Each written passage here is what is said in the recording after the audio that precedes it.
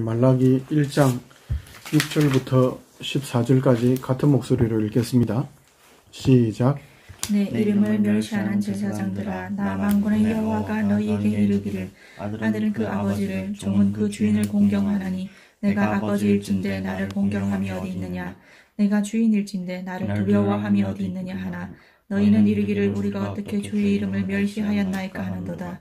너희가 더러운 떡을 나의 제단에 드리고도 말하기를 우리가 어떻게 주를 더럽게 하였나이까 하는도다. 이는 너희가 여호와의 식탁은 경멸히 여길 것이라 말하기 때문이라. 만군의 여호와가 이르노라, 너희가 눈먼 희생 제물을 바치는 것이 어찌 악하지 아니하며 저는 것 병든 것을 드리는 것이 어찌 악하지 아니하냐. 이제 그것을 너희 총독에게 드려보라. 그가 너를 기뻐하겠으며 너를 받아주겠느냐. 만군의 여호와가 이르노라, 너희는 나 하나님 여호와 하나님께 은혜를 구하면서 우리를 불쌍히 여기소서 하여 보라. 너희가 이같이 행하였으니 내가 너희 중 하나인들 받겠느냐.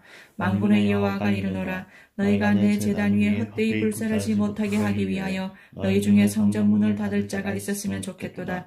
내가 너희를 기뻐하지 아니하며 너희가 손으로 드리는 것을 받지도 아니하리라. 만군의 여호와가 이르노라, 해 뜨는 곳에서부터 해 지는 곳까지의 이방 민족 중에서 내 이름이 크게 될 것이라. 각처에서 내 이름을 위하여 분향하며 깨끗한 제물을 드리리니 이는 내 이름이 이방 민족 중에서 크게 될 것임이니라. 그러나 너희는 말하기를 여호와의 식탁은 더러워졌고 그 위에 있는 과일 곧 먹을 것은 경멸히 여길 것이라 하여 내 이름을 더럽히는도다. 만군의 여호와가 이르노라, 너희가 또 말하기를 이 일이 얼마나 번거로운고 하며 코웃음 치고 훔친 물건과 저는 것 병든 것을 가져왔느니라. 너희가 이같이 봉헌물을 가져왔으니 내가 그것을 너희 손에서 받겠느냐. 이는 여호와의 말이니라. 짐승 떼 가운데에 수컷이 있거늘 그 소원하는 일에 흠 있는 것으로 속여 내게 드리는 자는 저주를 받으리니 나는 큰 임금이요 내 이름은 이방 민족 중에서 두려워하는 것이 됨이니라. 만군의 여호와의 말이니라. 아멘. 아멘. 말라기서는 구약 성경 마지막 성경이죠. 마지막 성경인데 예수님께서 오시기 전에 한 400년 전에 430년 정도 전에 쓰여진 엄청나게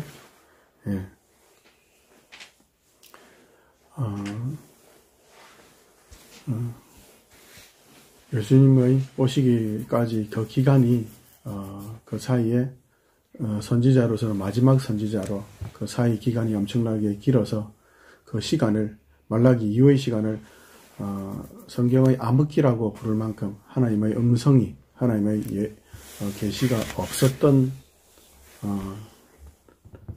그때 그 기간을 앞두고 하나님께서 마지막으로 하나님의 계획과 하나님의 뜻을 전달한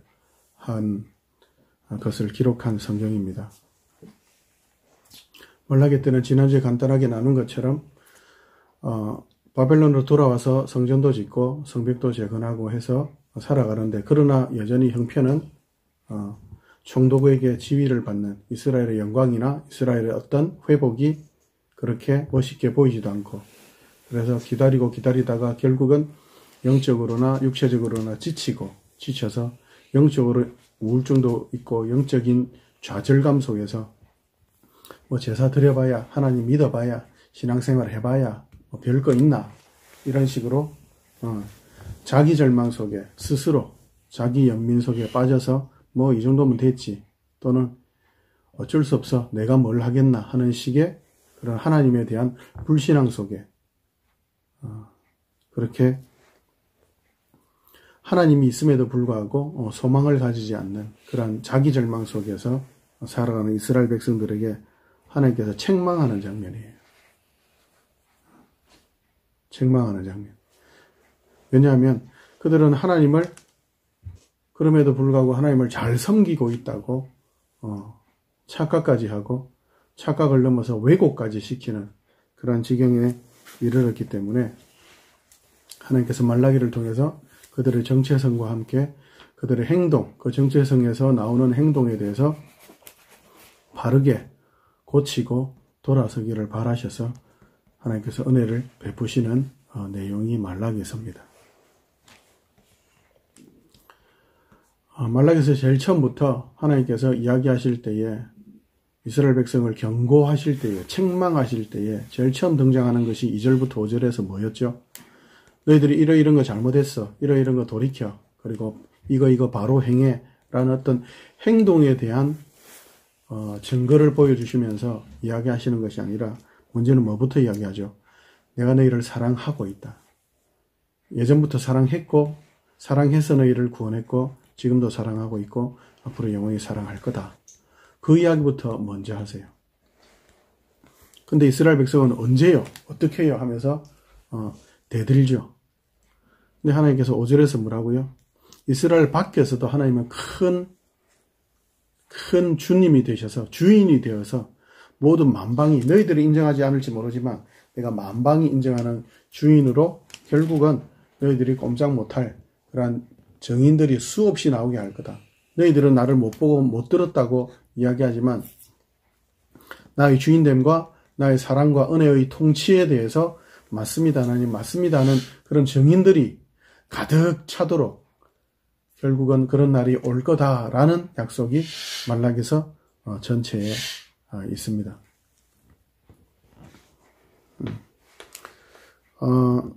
말라기서 1장도 그렇지만 말라기 전체에 보면 거기 한번 볼까요?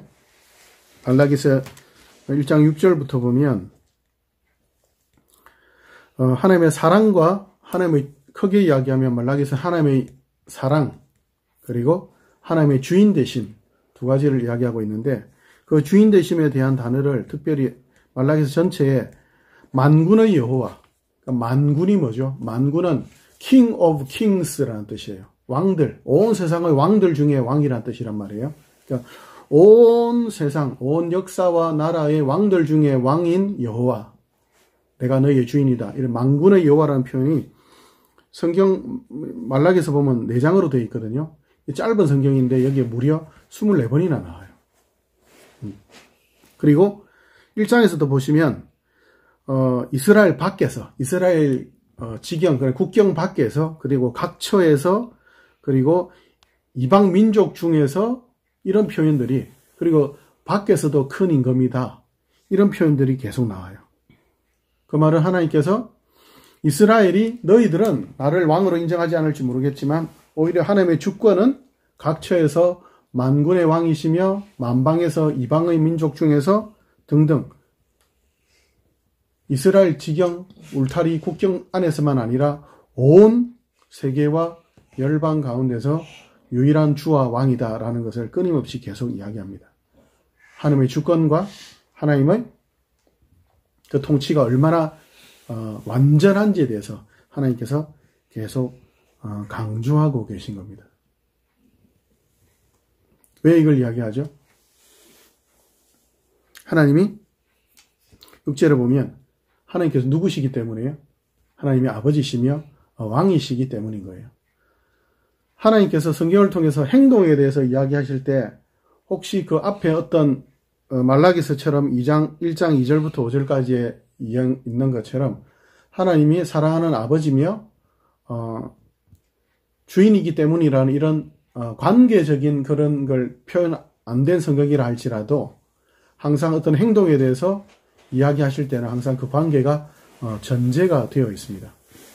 아버지이기 때문에 야단치는 것이고 아버지이기 때문에 공급하는 거예요. 아저씨가 주는 용돈은 용돈이 아니죠. 아저씨가 주는 거는 아버지가 주는 거랑 다르죠. 집에서 먹는 밥이랑 밖에서 먹는 밥이랑 어쩌면 밖에서 먹는 밥이 더 비싸고 맛있을 수도 있어요. 그러나 집에서 먹는 밥은 식구들이니까 같이 먹는 거죠. 그래서 성경에서도 그렇고 어떤 신학적인 이야기에 있어서 사람들이 그런 말을 가끔 해요. 어떤 행동을 선하게 많은 열매를 맺어야 선행을 해야 구원받는다. 그 말은 거짓말이고 틀린 말입니다. 그러나 행동이 구원을 받았느냐 못 받았느냐를 결정할 수 있는 시금석, 잣대는 될 수 없어요.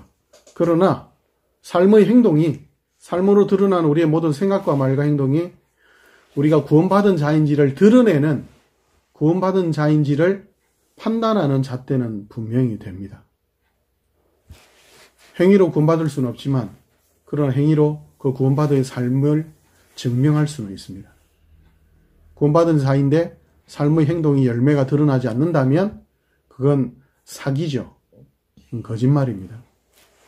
그래서 구원받은 자의 삶과 구원받았는지에 대한 그 확신은 같이 가는 것이지, 구원을 받았는데 저는 성경을 전혀 읽지 않습니다. 물론 어느 단기간 정도는 그럴 수 있어요.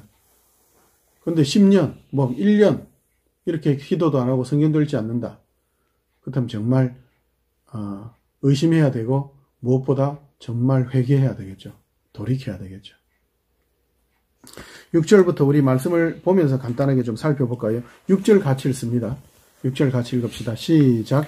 내 이름을 멸시하는 제사장들아, 나 만군의 여호와가 너희에게 이르기를, 아들은 그 아버지를, 종은 그 주인을 공경하나니 내가 아버지일진데 나를 공경함이 어디 있느냐, 내가 주인일진데 나를 두려워함이 어디 있느냐 하나, 너희는 이르기를 우리가 어떻게 주의 이름을 멸시하였나이까 하는도다.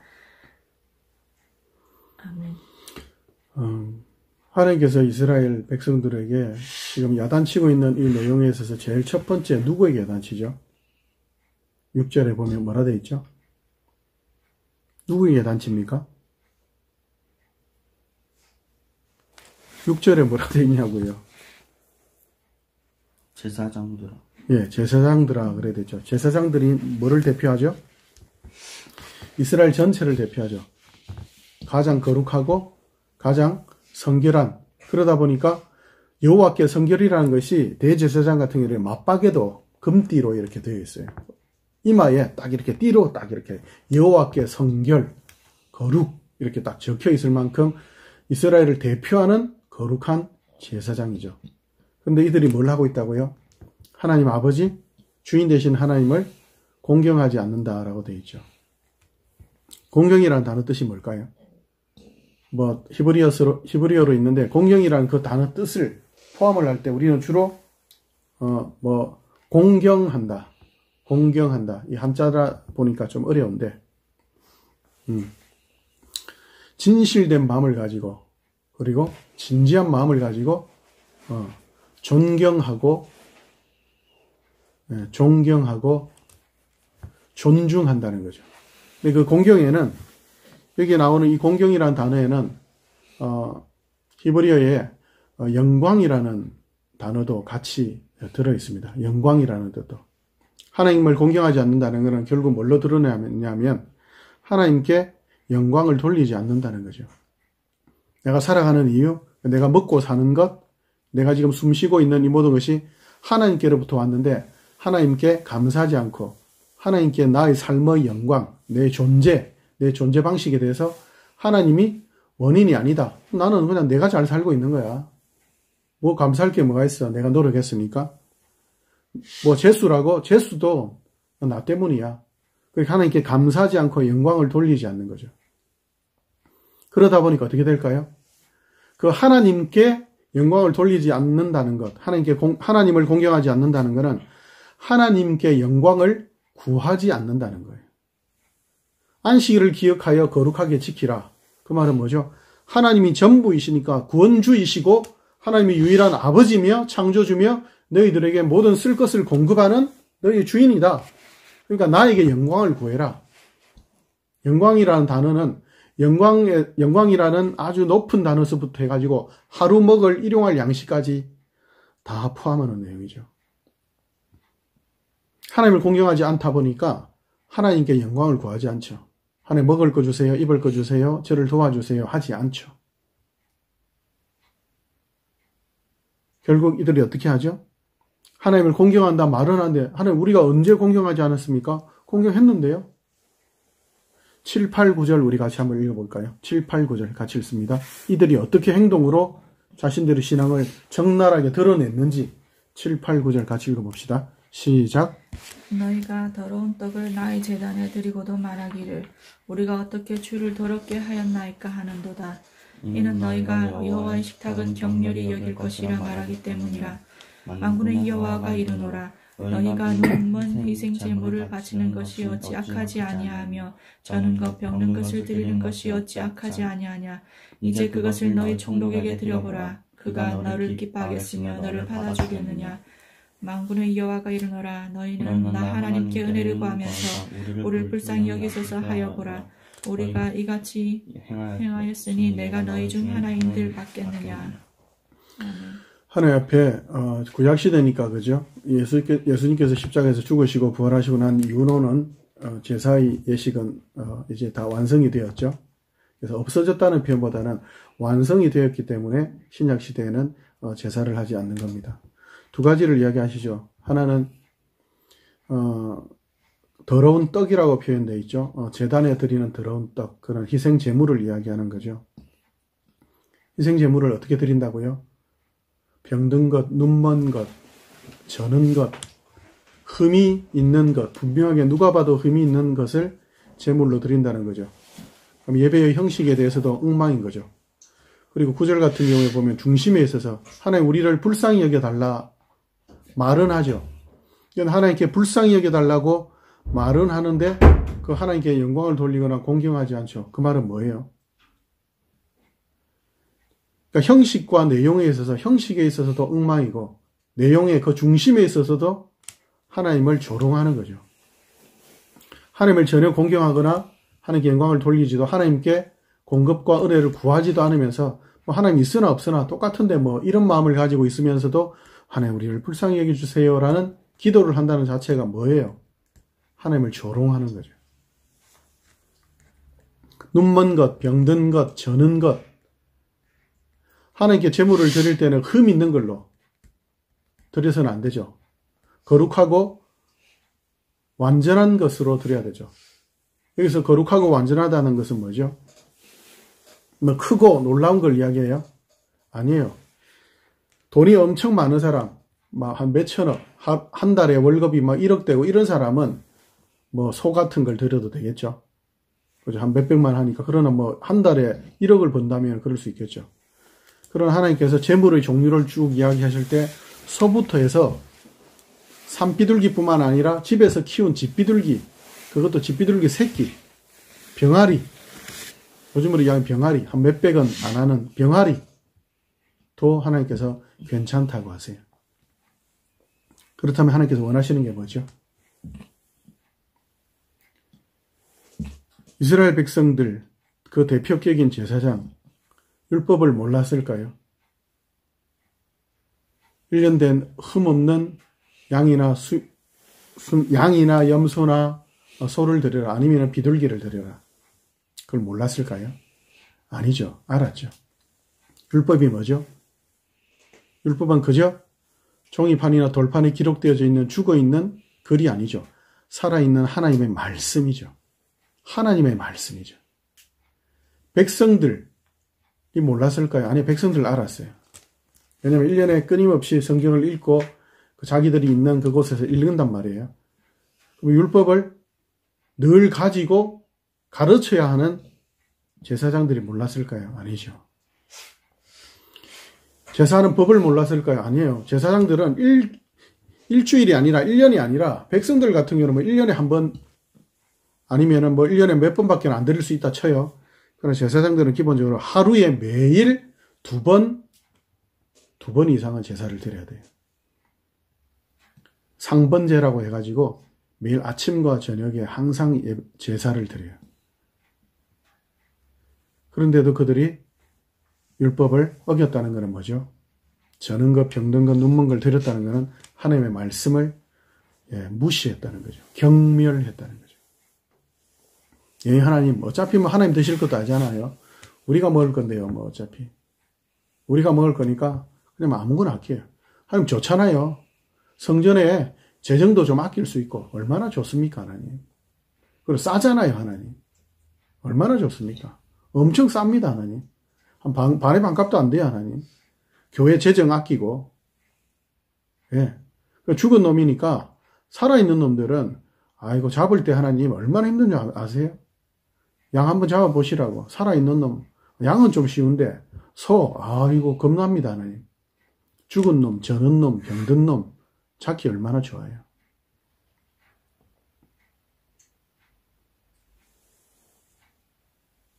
그렇게 이야기하죠. 12절, 13절도 같이 한번 읽어볼까요? 12절, 13절. 같이 읽습니다. 시작. 그러나 너희는 말하기를 여호와의 식탁은 더러워졌고 그 위에 있는 과일 곧 먹을 것은 경멸히 여길 것이라 하여 내 이름을 더럽히는도다. 만군의 여호와가 이르노라. 너희가 또 말하기를 이 일이 얼마나 번거로운가 하며 코웃음치고 훔친 물건과 저는 것 병든 것을 가져왔느니라. 너희가 이같이 봉헌물을 가져오니 내가 그것을 너희 손에서 받겠느냐. 이는 여호와의 말이니라. 뭐까지 드린다고요? 뭐까지 제물로 쓴다고요? 뭐 병든 것, 저는 것, 죽은 것 정도가 아니고 훔친 것까지도. 괜찮아. 훔쳐도 돼. 사기쳐도 돼. 당신이 사장님이면 직원들 줄 돈들 안 주고 사기쳐가지고 착취해가지고 헌금만 드리면 돼. 말라기서 1장에 제일 처음이 뭐라고요? 내가 너를 사랑했다라고. 하나님의 은혜에 대해서 이야기하는데 그 은혜를 받은 자들. 1,000억을 받았는데 월급 100만 원을 안 준다. 말이 안 되죠. 요즘 뭐 재난지원금 이런 이야기 하는데 만약에 정부에서 그 회사에 직원이 10명 있어. 10명 월급을 못 줘가지고 지금 부도날 형편인데 만약에 월급 줄 돈을 갖다가 나라에서 대신 줬단 말이에요. 근데 그걸 혼자 그냥 싹 닦아버린다. 사장이 그냥 자기 주머니에만 넣어버린다. 말이 안 되죠. 그런 짓을 하고 있다는 거예요. 훔친 돈으로, 훔친 것으로 제사를 지금 드리고 있다고. 하나님을 무시하고 멸시할 뿐만 아니라 하나님을 사랑하고 이웃을 동일한 자세와 태도로 사랑해야 함에도 불구하고 이웃을 착취하고 악하게 범죄한 것까지도 잘했다. 아이고 잘했다. 괜찮아. 훔친 거든 도둑질한 거든 뭐 다른 사람 때려가지고 뺏은 거든 상관없어. 강도질도 살인짓도 그냥 괜찮아. 제사장을 배부르게만 한다면 괜찮아라고 지금 이야기하는 거죠. 이런 악한 일이 교회 또는 목사에게도 있다면 하나님께서 가만히 있지 않으시겠죠. 예수님께서 이 땅에 오셔서 마지막으로 십자가에 죽으시기 전에 성전에서 무슨 일을 하셨죠? 자신이 가지고 있던 끈을 가지고 띠를 가지고 그거죠. 허리를 묶었던 그런 띠 가지고 요즘 가죽끈 이런 거 말고요. 그런 띠 가지고 휘둘러 봐야 사람들이 다치겠어요. 웃겠죠, 오히려. 그 예수님께서 분명히 이야기하셨죠. 내 집은 만민이 기도하는 집이다. 너희들이 나를 무시하고 경멸하는, 그래서 기도하지도 않는, 하나님께 빌지도 않는, 빌어도 조롱하면서 비는 그런 집이 아니라 만민이 정말 공경하며 비는 집이다. 그러면서 성전 마당에서 버젓이 경제 활동을 하는 악한 자들을 쫓아내셨죠. 그럼 결국 어떻게 하죠? 하나님이 원하시는 대로 10절을 한번 읽어볼까요? 10절 같이 읽습니다. 10절 시작. 만군의 여호와가 이르노라. 너희가 내 제단 위에 헛되이 불사르지 못하게 하기 위하여 너희 중에 성전문을 닫을 자가 있었으면 좋겠도다. 내가 너희를 기뻐하지 아니하며 너희가 손으로 드리는 것을 받지도 아니하리라. 하나님 뭐라고요? 너무 한탄하시죠. 나 너희들 밥 먹기 싫다. 자식들이 여러분들도 나중에 결혼하면은 부모를 초대하겠죠. 근데 부모를 초대했는데 와보니까 다 냄새가 풀풀 나요. 냉장고에 넣어놓은 지 5년 된 것들, 고기, 반찬, 각종 다 보면 잔치상이 있는 거야. 잡채, 불고기, LA 갈비 등등 해가지고 곰국에 뭐에 엄청 많아. 떡도 있고 100만 원짜리 떡도 있고. 근데 전부 다 곰팡이가 피어 있고 다 썩은 거예요. 구더기가 그 밑에는 조금씩 기어다니고. 그런 걸 대접할 수 있겠습니까? 그것도 하루 이틀도 아니고. 만약에 초대할 때마다 그런다. 그럼 그 집에 오고 싶겠어요? 하나님께서 뭐라 그러시죠? 제발 누가 좀 성전이라고 거룩한 집이라고 제발 좀 이런 교회는 문 닫았으면 좋겠다라고 그렇게 하나님께서 말씀하고 계신 거예요. 일이 어떻게 이루어지죠? 너희들 손으로 제사하고 너희들 마음으로 너희들 발로 마당을 밟는 그래서 나를 멸시하는 그런 제사 짓거리는 제발 좀 안 했으면 좋겠다. 결국 인간들이 자기들이 기뻐하는 자기 마음대로 훔친 것, 병든 것을 드리는 그 제사, 결국 그 성전문을 어떻게 닫았죠? 인류의 대표이신 예수님께서 자신의 몸을 십자가에 온전히 다 찢어서 그렇게 대신 벌받아서 결국 그 성전문을 완전히 닫아버리셨죠. 그리고 자신의 몸으로 하나님께 온전히 영원히 드려지는 영원한 희생제물로 드려지는 예수 그리스도의 몸으로 새로운 성전이신 예수께서 그렇게 새로운 성전으로 하나님께 드리셨죠. 우리 교회도 우리들도 새로운 성전인 예수 안에 그런즉 예수 안에 있으면 새로운 피조물이라. 누구든지 예수 안에 있으면 예수 그리스도 예수님이 주인이고 예수님이 왕이라는 믿음을 가지고 있으면 누구든지 새 거다. 이제 성전 안에서 정말로 참으로 예배를 드릴 수 있는 자가 되었다. 이제 새 것이 되었다. 그렇게 선언하시죠.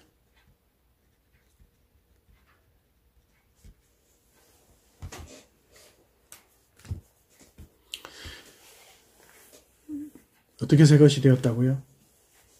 어떻게 하나님께서 우리를 사랑했다고요? 어떤 방법이나 어떤 조건의 문제가 아니라 하나님의 은혜인 거죠. 아무도 하나님을 만족시킬 수 있는 의를 가진 사람이 없고 모두가 원죄와 자범죄 속에서 하나님의 의를 100% 완성할 수 있는 자가 아무도 없기 때문에 결국 모든 인생은 죽음으로 이 땅의 역사를 끝을 내죠.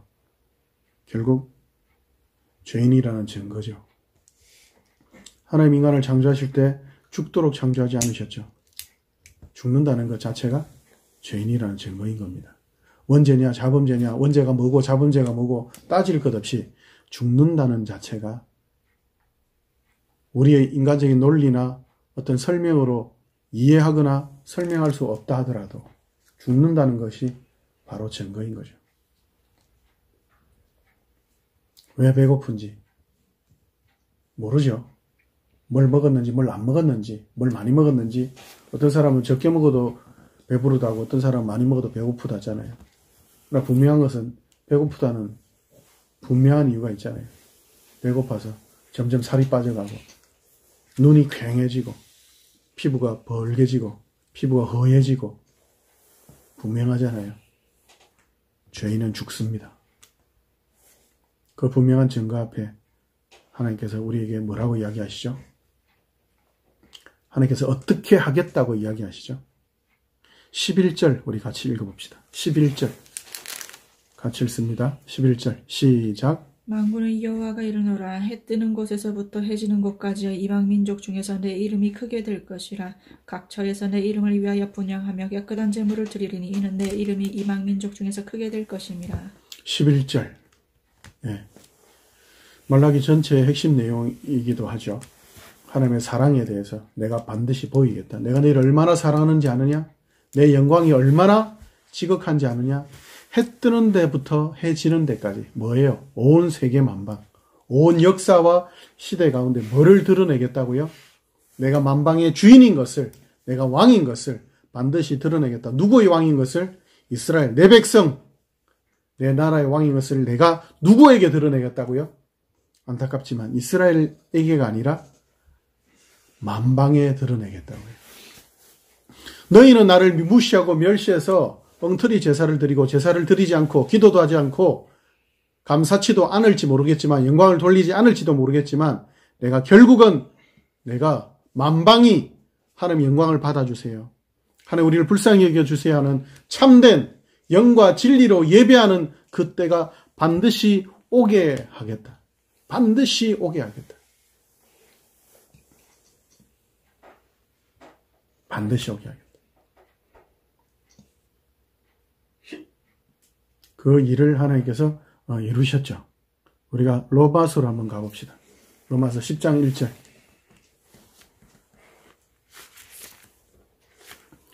로마서 10장 1절부터 3절까지.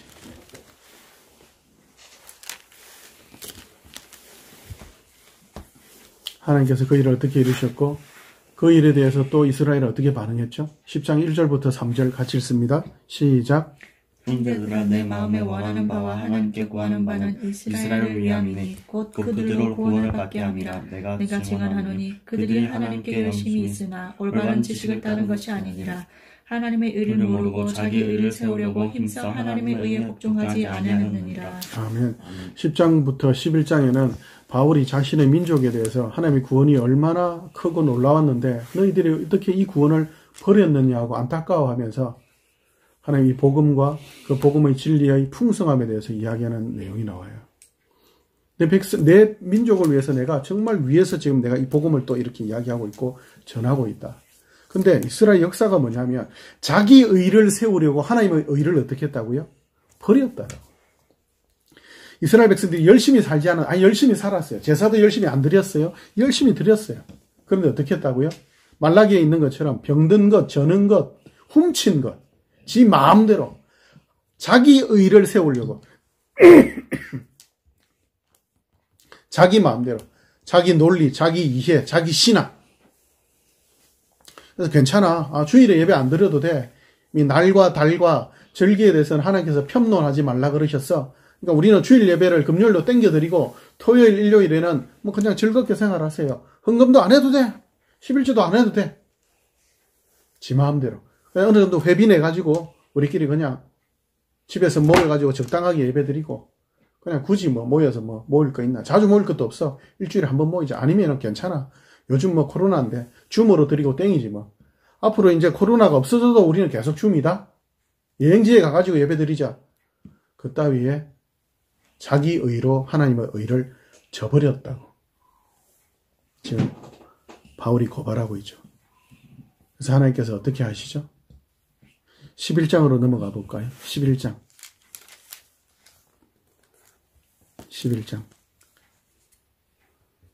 그래서 결국 하나님께서 이스라엘을 버리시고 이방을 선택하시죠. 그에 대해서 뭐라고 이야기하는지 봅시다. 11절부터 24절까지 같이 읽습니다. 11절부터 24절. 시작. 그러므로 내가 말하노니 그들이 넘어지기까지 실족하였느냐. 그럴 수 없느니라. 그들이 넘어짐으로 구원이 이방인에게 이르기 이스라엘로 시기나게 함이니라. 그들의 넘어짐이 세상의 풍성함이 되며 그들의 실패가 이방인의 풍성함이 되거든. 하물며 그들의 충만함이리요. 내가 이방인의 너에게 말하노라. 내가 이방인이 사도인 만큼 내 직분을 영광스럽게 여기노니 이는 혹 내 골육을 나무줄을 시기하게 하기여 그들 중에서 얼마를 구원하려 함이라. 그들을 버리는 것이 세상의 화목이 되거든. 그 받아들이는 것이 죽은 자 가운데서 살아나는 것이 아니면 무엇이리요. 제사는 처음 익은 곡식 가루가 거룩한즉 떡덩이도 그러하고 뿌리가 거룩한즉 가지도 그러하니라. 또한 가지 얼마가 꺾이었는데 돌 감람나무인 네가 그들 중에 접붙임이 되어 참 감람나무 뿌리의 진액을 함께 받는 자가 되었음즉 그 가지들을 향하여 자랑하지 말라. 자랑할지라도 내가 뿌리를 보존하는 것이 아니요 뿌리가 너를 보존하는 것이니라. 그러면 내 말이 가지들이 꺾인 것은 나로 접붙임을 받게 하려 함이라 하리니 옳도다. 그들은 믿지 아니함으로 꺾이고 너는 믿음으로 섰느니라. 높은 마음을 품지 말고 도리어 두려워하라. 하나님이 원 가지들도 아끼지 아니하셨은즉 너도 아끼지 아니하시리라. 그러므로 하나님의 인자하심과 준엄하심을 보라. 넘어지는 자들에게는 준엄하심이 있으니 너희가 만일 하나님의 인자하심에 머물러 있으면 그 인자가 너희에게 있으리라. 그렇지 아니하면 너도 지키는 바 되리라. 그들도 믿지 않은데 머무르지 아니하면 접붙임을 받으리니 이는 그들을 접붙이실 능력이 하나님께 있음이라. 내가 원돌 감람나무에서 지킴을 받고 본성을 거슬러 좋은 감람나무에 접붙임을 받았으니 원가정인 이 사람들이야 얼마나 더 자기 감람나무에 접붙이심을 받으랴. 아멘. 33절 한 절만 같이 읽어볼까요? 33절 시작. 깊도다 하나님의 지혜와 지식을 풍성하며 그의 판단은 헤아리지 못할 것이며 그의 길은 찾지 못할 것이로다. 아멘. 하나님의 지혜와 지식을 부여하며 그리고 우리가 읽은 그 25절에 보면 이 비밀을 너희가 알기를 원한다 하면서 그 뒤에도 이야기 내용이 있는데요. 뭐예요? 무슨 이야기냐면 이스라엘 백성이 불순종해가지고 결국 복음이 이방인에게로 갔잖아요. 그죠? 그럼 이방인들이 또 뭐예요? 아이고 너희들은 실패했네. 그러니까 너희들은 이제 끝났어.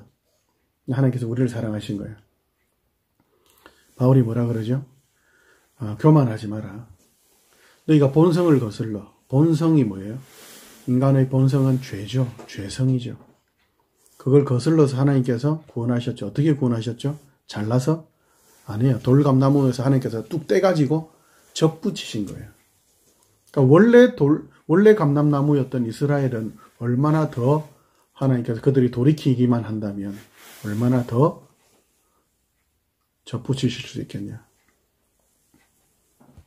이스라엘이 실패해가지고 구원이 이방인에게로 갔잖아요. 그죠? 이스라엘이 실패했잖아요. 실패해서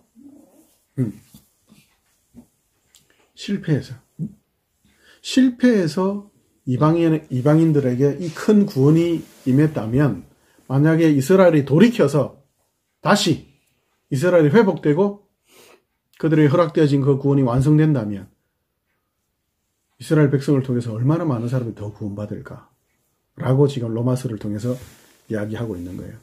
물론 이것은 단순하게 예수님 종말 때 그때에 온 이스라엘이 민족적으로 다 구원받는다. 그런 세대주의적인 그런 이야기를 하고 있는 건 아니에요. 지금 로마서 이 당시 때에 구원에 대해서 이 구원의 하나님의 절대 주권적인 은혜에 대해서 지금 이야기하고 있는 거예요. 그러므로 뭘 이야기하냐면 그러므로 다른 사람들 정죄하지 마라. 너희들이 은혜로 받았지 않느냐? 그러면은 그 은혜를 의지하여서 너희가 사는 것처럼 또한 역시 다른 사람들에게 나아갈 때 정죄하거나 교만한 자세가 아니라 정말 은혜 입은 자로서의 그 은혜로 다가서라. 너희도 본성을 거슬러 구원받지 않느냐? 그러면 구원받지 않을 사람이 도대체 누가 있냐? 죄인 중에 괴수인 나 같은, 살인자 중에 살인자인 나 같은 것도 구원하셨다면, 나 같은 걸 사도로 삼으셨다면 하나님께서 모두를 제사장 삼지 않으시겠느냐? 너희는 택하신 족속이요 왕같은 제사장들이다. 예수 안에 있기 때문에 다 제사장들이란다. 그러므로 너희들의 구원, 그 구원받은 은혜의 삶을 언제든지 마음껏 살아가라. 그렇게 이야기하시는 거죠. 그러나 그 실패가 성공을 만들어냈다면 그럼 너희들의 모든 각자의 삶, 각자 꼬라지가 어떻든지 얼마나 하나님의 이 비밀이 깊고 넓겠느냐. 야, 하나님 정말 대단하네요. 아니 이스라엘이 실패하면은 구원이 끝난 줄 알았는데 예수님이 십자가에 죽으시면 끝난 줄 알았는데 그러나 이스라엘은 분명히 알지니 너희가 죽인 이 예수를 하나님이 부활하게 하셔서 주와 그리스도가 되도록 마침내 하나님께서는 그 약속을 완성하셨다라고. 너희들 절대로 하나님의 그 은혜와 그 사랑의 역사에서 벗어날 수 없다라고 이야기하시는 거예요. 근데 왜 이것이 깊고 놀라운 비밀이죠? 왜 이것이 이스라엘 백성들이 하나님의 의를, 자기의 의를 세우려고 하나님의 의를 무시할 만큼 왜 그렇게 하나님의 의는 이스라엘 백성들에게 받아들여지지 않았을까요? 아니 하나님의 백성인데 율법을 그렇게 잘 아는데 왜 하나님의 의를 버렸을까요? 자기 의를 세우려고 하나님의 의를 버렸다 그래요. 왜 그랬을까요? 이사야서로 한번 가봅시다. 이사야서 53장. 이사야서 53장 1절부터 6절까지. 이사야서 53장 1절부터 6절 같이 읽습니다. 시작. 우리가 전한 것을 누가 믿었느냐?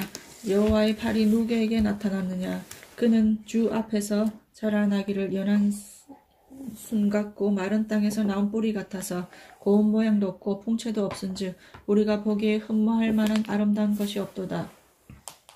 그는 멸시를 받아 사람들에게 버림받았으며 간고를 많이 겪었으며 질고를 안 한 자라. 마치 사람들이 그에게서 얼굴을 가리는 것 같이 멸시를 당하였고 우리도 그를 귀히 여기지 아니하였도다. 그는 실로 우리의 질고를 지고 우리의 슬픔을 당하였거늘 우리는 생각하기를 그는 징벌을 받아 하나님께 맞으며 고난을 당한다 하였더라. 그가 찔림은 우리의 허물 때문이요 그가 상함은 우리의 죄악 때문이라. 그가 징계를 받음으로 우리는 평화를 누리고 그가 채찍에 맞음으로 우리는 나음을 받았도다. 아멘.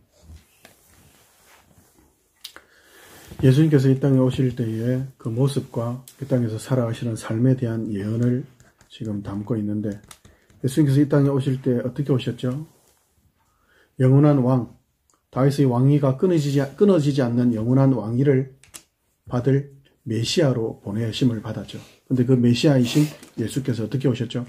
말밥통에 오시고 평생 가난한 목수의 아들로 살다가 마지막 3년 반 동안의 그 공생애 동안도 늘 피곤한 가운데 인생들의 모든 육체의 질병과 정신적인 모든 질병을 담당하시느라 그 폭풍을 치는 배 위에서도 잘 수 있을 만큼 피곤한 육체를 가지고 인류를 대표하는 시험을 받으시고 40일 동안 금식까지 하시고 그런 연약한 몸으로 죄는 없으시지만 계속 연약한 그런 아무것도 보잘것없는 풍채도 없고 자라나기를 아무 힘없는 연한 순같이, 그리고 십자가에 죽으시는데 인간들이 뭐라고요? 네가 잘못해서 죽었지. 하나님께서 지금 예수님을 통해서 어떤 방법으로 우리를 구원하시죠? 예수님이 징계를 받는데 우리가 나아요. 예수님께서 매를 맞는데 우리가 맞고 우리가 벌받은 상처가 다 나아요. 예수님이 죽임을 당하는데 우리가 살아나요. 그런 방법으로. 도무지 이해가 안 되잖아요. 왕인데 무슨 이렇게 힘이 없냐? 뭐 말밥통에 태어나?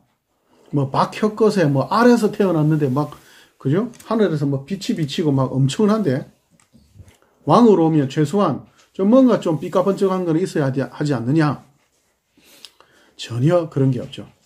자기를 따르던 제자들조차도 저주하며 버릴 만큼의 그런 말도 안 되는 선생은 고사하고 여종들까지도 손가락질하며 침뱉을 만큼 보잘것없는 왕, 무슨 왕이 저래 이야기하죠.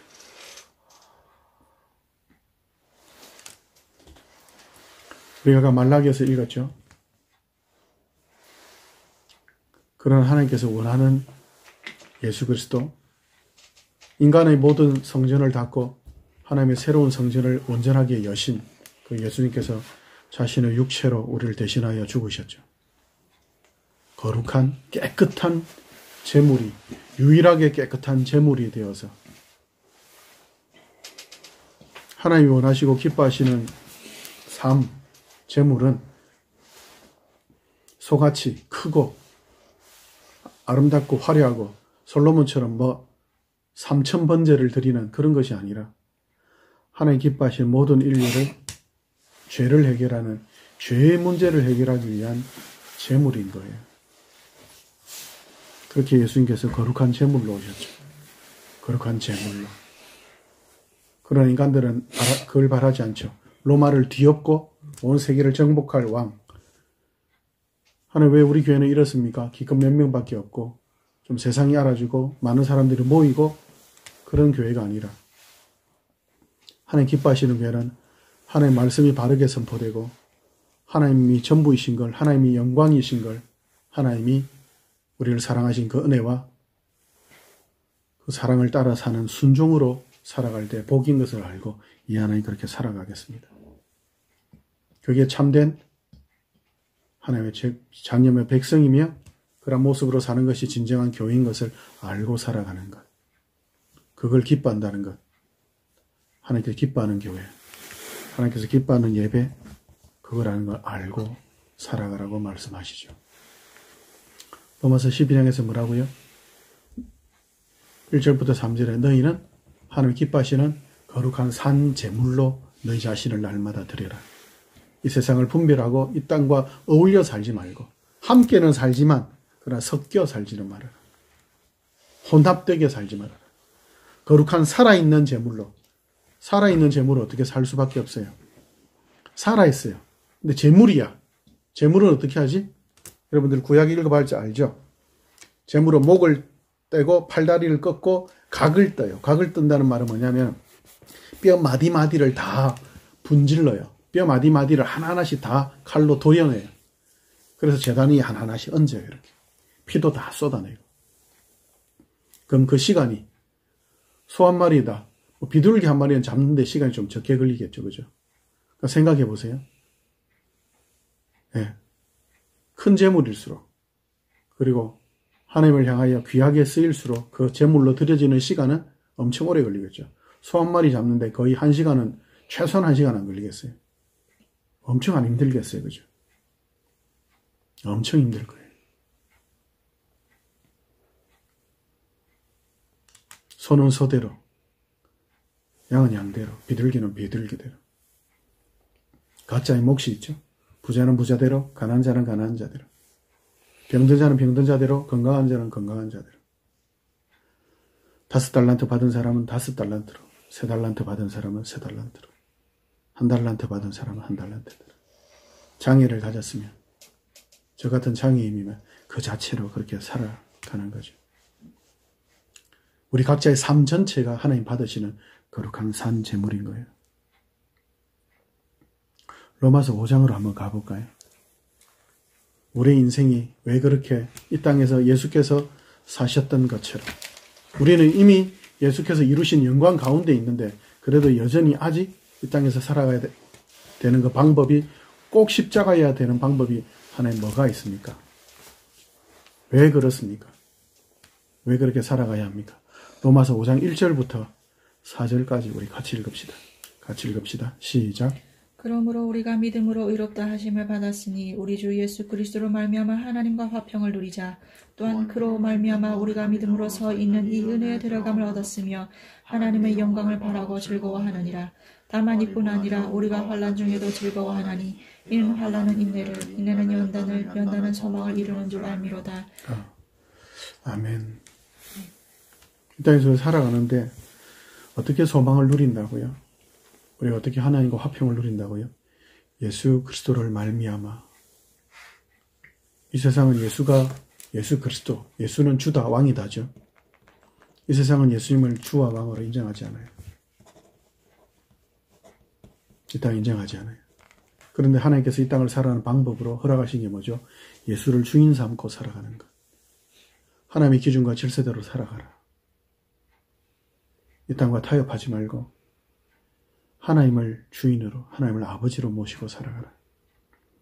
세상의 직업이나 대학에서 좋은 학점 받고 나중에 좋은 직장 가지고 그것으로 너의 안식과 평안을 삼지 말고 하나님만을 유일한 안식과 평안과 자유와 기쁨을 삼아라. 그러면 이 땅에서 살아가는 것이 예수를 주인으로 모시고 살아가는다는 것이 뭔 줄 아느냐? 이 땅에서 살아가야 되는 게 뭔지 아느냐? 환난 가운데 살아갈 수밖에 없다. 왜죠? 대세는 뭐예요? 대세는 세상이잖아요. 대세는 십자가가 아니에요. 그러면 환난 가운데 살 수밖에 없죠. 그럼 그 환난 가운데 살아야 되죠. 환난은 인내를. 왜 인내해야 되죠? 살아야 되니까. 안 살면 인내할 필요가 없잖아요.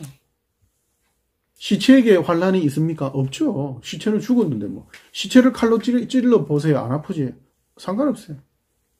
살아있는 자만이 인내할 수 있어요. 인내한다는 거는 딴 거 아니에요. 뭐 극기해라, 뭐 절제해라. 그 모든 단어들을 합쳐서 산다는 거예요. 살아라. 네 어떤 형편 가운데 살아있다는 것 자체가 환난이잖아요. 살고 싶어요, 여러분들?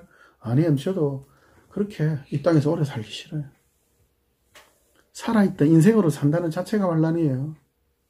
여러분, 각자의 꼬라지, 각자의 형편대로 사는 것, 여러분들 모습 좋아요? 자기 모습 만족하십니까? 아니에요. 환난은 인내를. 왜 인내를 낳을 수밖에 없죠? 살아있으니까. 그런데 예수 믿는 사람으로서 예수님이 주인이라고 믿고 살아가면 결국은 어떻게 되는 거예요? 결국 살고 살면 인내는 연단을 낳아요. 연단이 뭐죠? 단단해지는 거예요. 왜 단단해지죠? 살아가니까. 점점 살아가니까. 아, 하나님 함께 하시는구나. 하나님 약속이 맞구나. 내가 아무리 환난 가운데 내 꼬라지가 내가 아무리 개판으로 살아도 그래도 하나님 나를 사랑하시는구나. 내가 거룩한 재물로 살아간다면 가끔은 범죄하고 그리고 위대한 재물이 아닐지라도 깨끗하게만 살아가면 괜찮구나. 깨끗하게 살아가면 되는구나. 소처럼 드려지는 재물이 아니라 거룩한 재물이면 되는구나. 그러면 되는구나. 그럼 결국은 예수님을 통해서 나를 구원하셨지. 그럼 마침내 내 소망이 이루어지는구나. 우리가 바라보고 소망하는 이유 뭐죠? 다른 거 없잖아요. 세상은 우리를 이상하게 찌질하게 보겠죠. 그럼 우리의 모습은 안 그래요. 하나님이 바라보시는 우리의 모습은 안 그래요. 그들의 눈, 그들의 귀, 그죠? 하나님 우리를 어떻게 보시느냐, 우리를 어떻게 결정하고 목표하셨느냐, 그걸 알아야 돼요. 고린도후서 4장으로 가봅시다.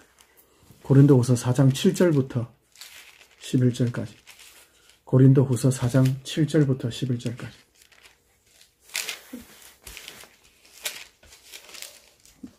같이 읽습니다. 시작.